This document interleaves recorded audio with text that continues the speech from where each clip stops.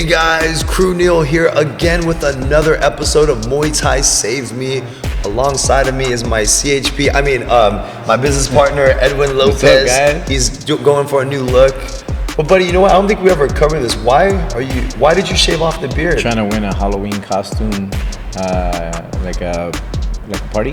Okay. You know, they were giving out. Did it go off yet or not yet? It was this Friday. We How'd lost it to go? fucking Buzzier and fucking Woody, dude. No. Yeah, I was like, what the fuck? It was rigged. Yeah, that shit was bullshit, dude. I put in a lot of time. I had not shaved in 8 years. Dang, Yeah. that's crazy. But it was cool. The costume was dope. I don't know if you saw the pictures, but we really went ham on it. Yeah, so. what were you guys? Adam's family. So I was Gomez. Okay. And Kim was Morticia. Okay. Yeah. So it That's was pretty cool. cool. Yeah, we went all out. Like I had the suit fitted and everything. Dang. I took it to I had to get it all tailored up and everything. love And that. it was cool. But I love that. But yeah, this is my business partner, Edwin Lopez. If you didn't recognize him, minus the beard. But across from us, we have one of our members, Trey. I know that's not your real name, right? I call you Trey because that's like your nickname. No, Trey's my name. Oh, Trey is your name? Yeah, Trey. Look at that. What's your last name? I don't even know. Gable. Gable? Gable, G-A-B-L-E. Oh, okay. Well, Trey, thank you so much for hanging out with us today. Trey, how long have you been a member with us now? I started at MTK last November. Okay. So I'll have a year coming up. Wow. Yeah. And Trey, for people that are listening in right now, tell us a little bit about Trey. And I'm actually excited for this because me and you never really get a chance to talk much. It's just kind of Trey, I'm working with you in class and then it's like, all right, bye Trey, see you soon. So I'm really excited to kind of hear who Trey is now. So I'm Trey, man. I'm from Seattle. I'm from the west side of Seattle. Oh, wow. Man, I was really, kind of just all over the place as a kid. I did sports, here and there.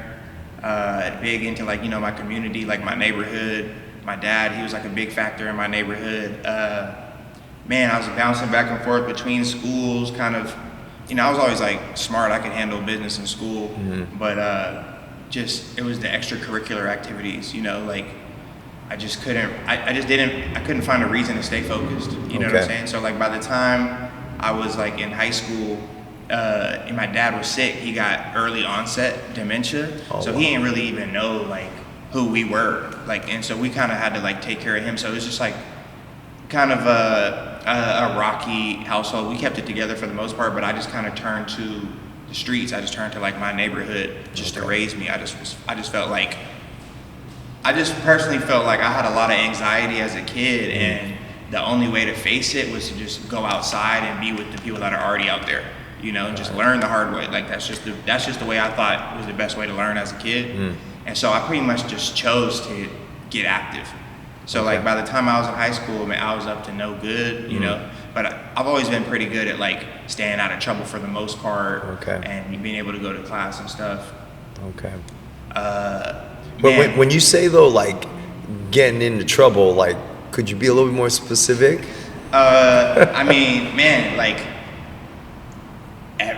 Every holiday, the day after Christmas, we go to the mall. It's my neighborhood. We got 50 people. The other neighborhood, they got 50. The other neighborhood, they got 50. We having 150 person brawls. Oh, wow.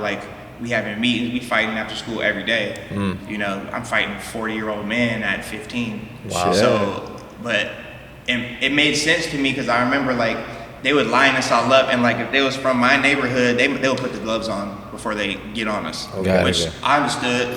And I remember I got vocal one time, and I'm like, hey man, why do you have to do this shit? We already have enough shit going on. And they're like, what if you're by yourself and somebody comes up to you and we'll do it? So I understood it. It was discipline, training. You know what I'm saying? So I truly believe I got a good foundation just from the streets itself. I learned a lot, I can handle my business, I can take care of myself, and a lot of it is due to my activities in the streets. I was never really one. I'm not really trying to hurt people. I'm more of a hustler type person. But we just getting into no good. Every weekend we're out active. School nights. My school was. You walk outside my school, you're on my block. So we just leave school and go across the street and hang out at the store till 10 p.m. Then we go home. Got it. You feel me? Every day. Okay. Were you part of a gang? Yeah. Got it. Okay. But it's just my neighborhood, really. You feel me? So it's just That's cool. Neighborhood politics. How did you, because you know, a lot of people, when they're in that environment, a lot of them get stuck in that environment, right? But what was different for you? You said you've always been a hustler. What was that turning point where you're like, Trey, I need something better for myself, man? Like, you're talking to yourself, right? You got that inner commentary. So me personally, I feel like what happened with me happened to my whole generation, because my generation, I would say like all of us pretty much made it out of it, because in like 2013 or like earlier, before like I was in high school, so like in the 2000s, all the big homies from my hood got locked up in this like big prostitution ring by the feds. So we didn't have our big homies out, they were all behind bars. Got it. So like we kind of had this like fend for yourself mentality. Like we would pay respect and do all that, but it was just us.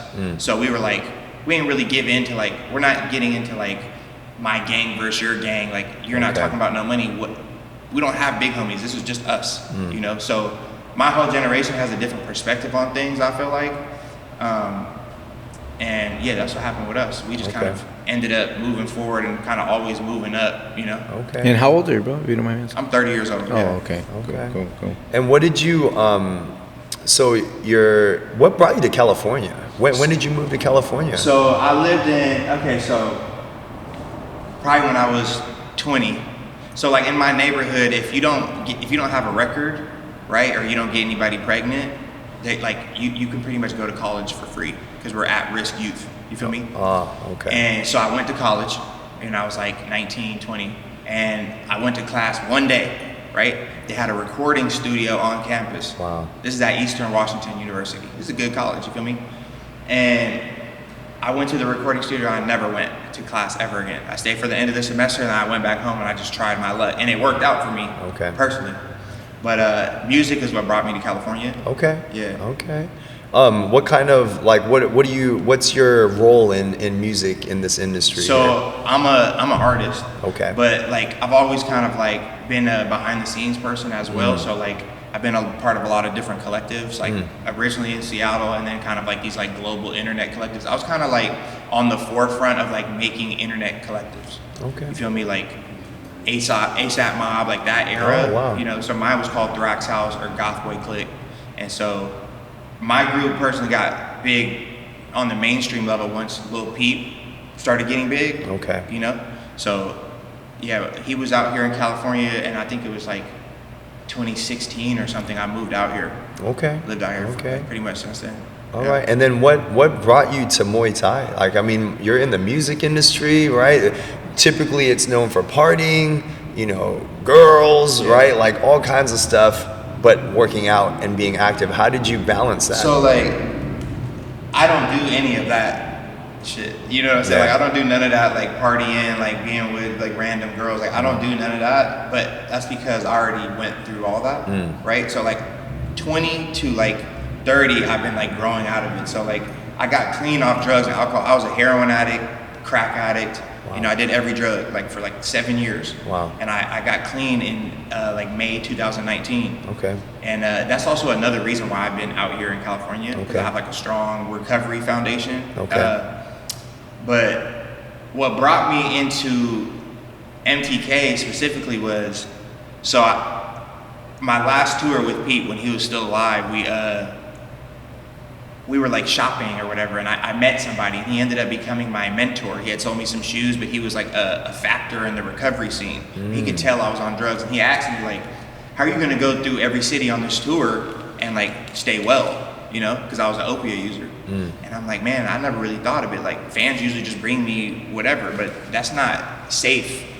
Yeah. You know, in today's day and age. But this is like 2017. Wow. And so after Pete passed away, I just reached out because he was the only person I knew, you know, in recovery. I didn't know what rehab was. Like I just thought it was just like a movie. You feel me? Like, and I remember like he put me at this place in Malibu. It was so nice. And I'm like, damn, like this is fucking nice, bro. Like they make your bed for you, like all this shit. They take you to the gym. I never worked out, like maybe like in high school. You feel me? Okay. And then I got clean, and so my sponsor, my mentor, man, he was a real pivotal person in my life. Like he really changed my life for the better. And his wife had asked me like last year to go to church with her, right? And I felt guilty because it's like, I'm not, you know, like, I'm a spiritual person. I'm just not trying to go to church on this day with you. And I was like, you know what? If I don't go to church today, let me call this place right here. Because I live right by the gym. Okay. And so I had called, and Jen picked up the phone, and she's like, hey, you can come in today, right now. You know, it was like 10:30, and she didn't come in at 11. And I'm like, okay, bet. Nice. And I just never stopped. Wow. So that's why, Okay. What appealed to you about Muay Thai, right? You just, I mean, you called the gym. Was it mainly because it was so convenient for you that you're like, all right, let me check this place out? Like, because a lot of people, Muay Thai has built a name for itself over the last 10 years, but there's still people that don't really know what it is, right? What brought you to where you're like, you know what, I want to check out that gym, Muay Thai Kickboxing Gym. I want to check that place out. I feel like, so it's like a mix of a couple things. First and foremost, I'm a huge fight nerd. Okay. Right? I watch every UFC event, almost every one event. Like, I've been a huge fight nerd, and striking is just icy. Like, you know, it's just so clean, and Muay Thai is the best striking, in my opinion. Yeah. And so, I feel like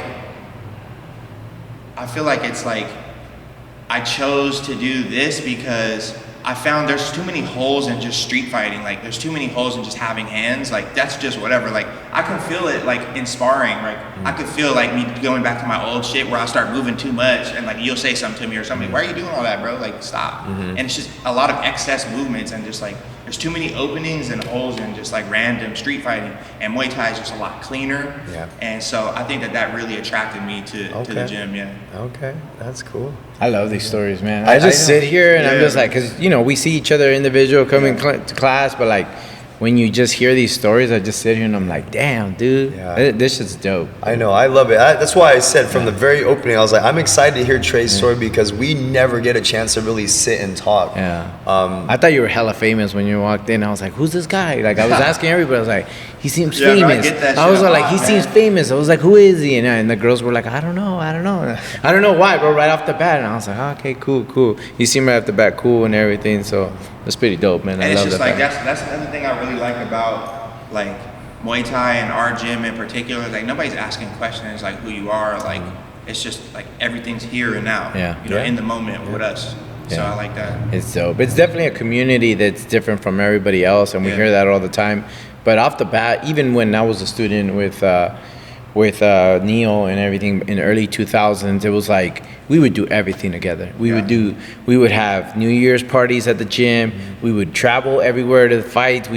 Back then we would take our ring and we would all bolt it up, and like we were wrenching. And then return his mom and Kru Rex at that time, they would take us out to eat, and for us, like, that was the biggest pay. Just being in that community, it'd be like 11 o'clock at night, and we'd be tired as fuck, but we'd be there as like a family at MTK, and it was just like, it's never ended, you know what I mean? So when me and Neil partnered up, it was like, we didn't even say, like, this is what we just carried on the tradition, and it was like just in a bigger scale, you know what I mean? And it's like, we see you guys, and we just like look at you guys, and we remember our days because we did everything together as a team. In those days, man, we would do everything together. Yeah, absolutely. That's why I still try to like host these like MTK outings. You know what I mean? And it's just when you guys can make it, we always love seeing you guys out. But it's really cool because it's like I get to see Trey in normal clothes. Like normally it's just gym wear, you know. But like when I see him at the fights or I see him right now, it's like, oh wow, he's got some bling on. He's looking sharp over here. Well, it like kind of goes back to what you were saying. Like for me, like health is a whole different lifestyle. You feel me? And so you can't just like sit around in your life and just like expect things to just like work itself out all the way. You kind of have to like get a little uncomfortable. Like when I came into MTK, I didn't know anybody. I really didn't know anything about martial arts. You feel me? And so, but I do know that you can never go wrong being in a room full of people making healthy choices. It's that simple. That's right. I love that. I love that, Trey. Yeah. Do you have any friends outside of MTK that you brought into the gym to come and work out with? Yeah, my cousin, Mace. Oh, yeah? He's been here for like 2 months maybe, like, how was that? Did he ever do it before, or did he just see you do it and was curious? Well, he's a fight nerd too, you know, and we work together. Like, we're both like consultants, like in the rehab scene all around the valley. Oh, no shit. And so like before I came to MTK, I was lifting heavy for a year. Like I kind of used to look different, you know, and like Muay Thai really changed my life, like my body style, like low key. But I could just feel like my cardio was so trash. Like I was like I was husky, you know, like I was big, but like I weighed like 226, you know, in the last November, and just doing this at least like 4 times a week. Like that's why I try to keep a minimum, like at least 4 times a week. I'm at like 186 right now. You know, so it's just like. But you look bigger than 186 though. Yeah. Yeah. I think it's because of the cut. You know what I'm saying? So. Yeah. That's cool. And for people that don't know Trey too, Trey, you're tall. Like how tall are you? I'm 6'3", yeah. Yeah, 6'3". Yeah. He's 6'3" and 186, but you look like you're still pushing 200 something pounds easy. And then going back to your cousin, how did that transition happen? Did he just say, "Hey, I want to go with you," or what? I was getting on his ass. Oh, were you? Boy, you know, like this is my cousin. Like we pretty much do everything together. Like he's a fight nerd. Like we've been fighting together our whole lives. But like he's a southpaw, and I was like, bro, just come in. Like I'm trying to like get some like different looks. I want some southpaw looks. And eventually he was like, for a little bit he was like, you know, like I don't know, maybe this and that. And then like I think just honestly, what I think it really is like the mental health aspect. Like I'm just happier. Like I'm just like in a better place mentally than I was a year ago. Even though I was still working out and eating okay, like I'm much more disciplined now because this is like, it's like you can see, like if you eat fucked up and you come to Muay Thai, it will check you. Like you can feel that shit. Yeah. You can't get drunk. You can't like do all this shit all the time and just like try to party. Like, and I think that he kind of peeped some of the mental health aspects, and my cousin just came in, man, it's been a great transition for us. You know, he comes to sparring like almost every week, and that's cool. That's cool. Yeah. That's cool. Was he already in California, or did he move down here with you? Nah, he was already out here. Oh, okay, Yeah, cool. right down the street. That's dope, Yeah. man. That's And, cool. and how has your transition been from Seattle to here? Like, what are the differences that you see from 2 different states? And then how's it been living here for you? So Seattle is kind of expensive too. You know what I'm saying? Like, but I think out here, man, it's just like it can be too much for some people. You see a lot of people move out here. You know what I'm saying? Like, and I can see it like kind of like break some people's spirits and they want to go back home. And I understand, but like I feel like, you know, pressure makes diamonds. That's right. And you got to get to it and you got to get through it. I kind of like honestly feel like back home, like it's like a normal place. Like out here, like I got a nice ass car. You feel me? Like, but back home, it would be really, really, really nice. You know what I'm saying? Yeah, like, yeah. you feel me? Like the richest person from my neighborhood probably has a mansion and like 5 cars.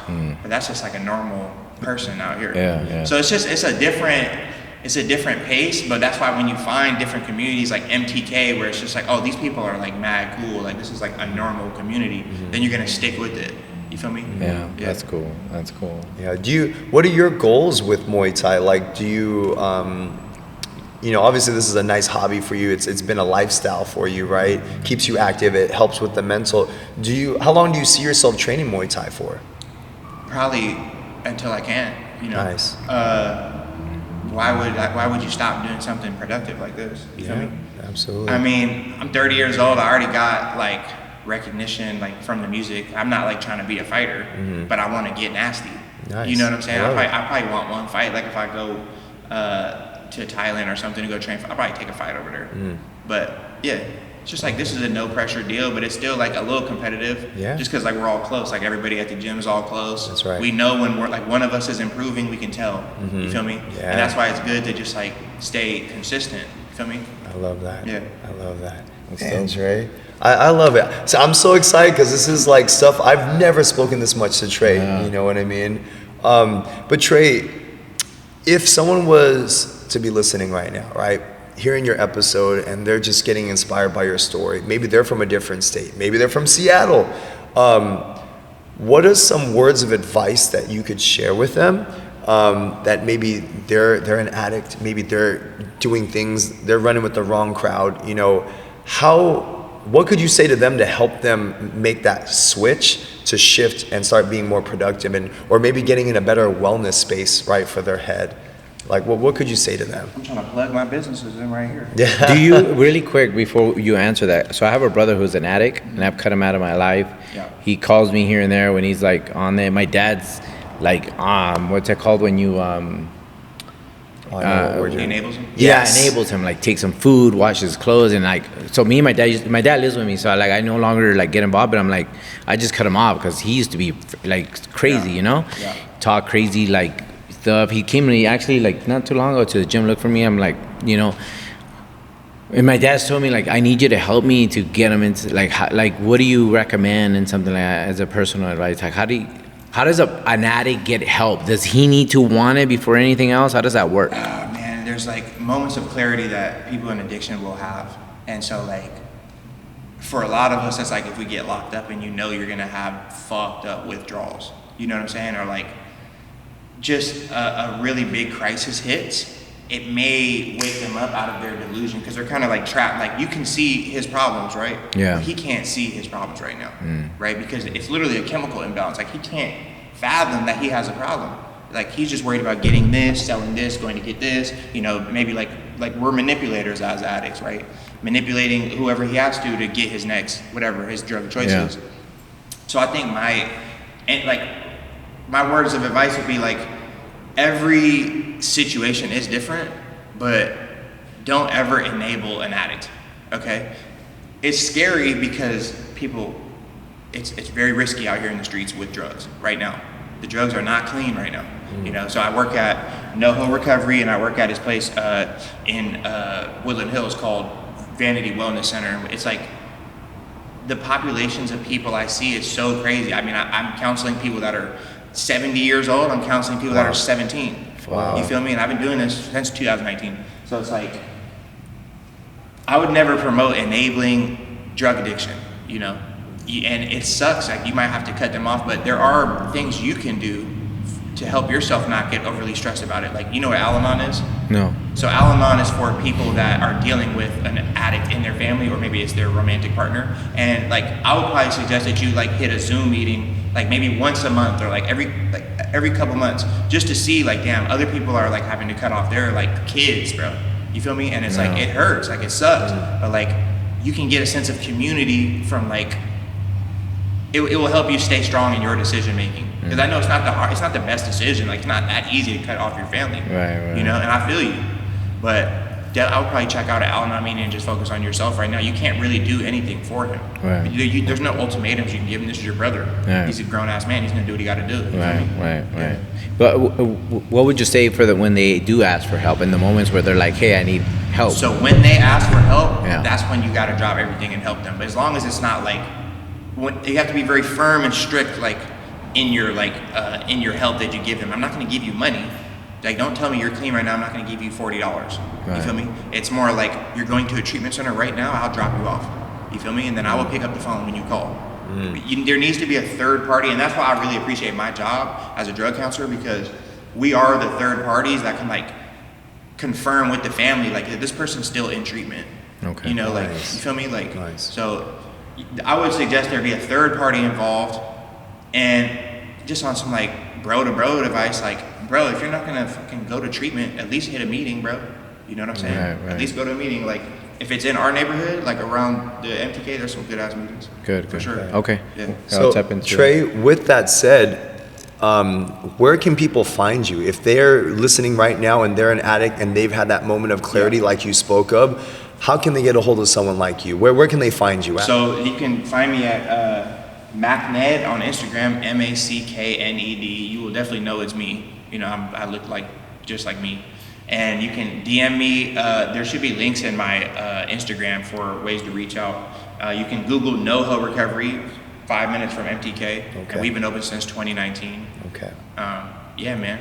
Okay, Yeah. great. Thank you so much, Trey. I appreciate that. Yeah, That's definitely. very, very, very helpful. And like I said, the reason why we do this podcast is if we can help inspire or change someone's life, hearing someone's story, this was so worth it. Yeah. So thank you so much for hanging out with us. And again, guys, you heard it. Okay, where to find him? If anyone needs help, guys, hit this guy up. Hit me up, okay. man. And but guys, that concludes another episode of Muay Thai Save Me. If it's your first time tuning in, just remember we bring on guests on this show and just showcase how Muay Thai has impacted their life in a positive way. If you enjoyed this episode or any other of our episodes, please don't forget to subscribe, like, and share, and then stay tuned for next week's episode.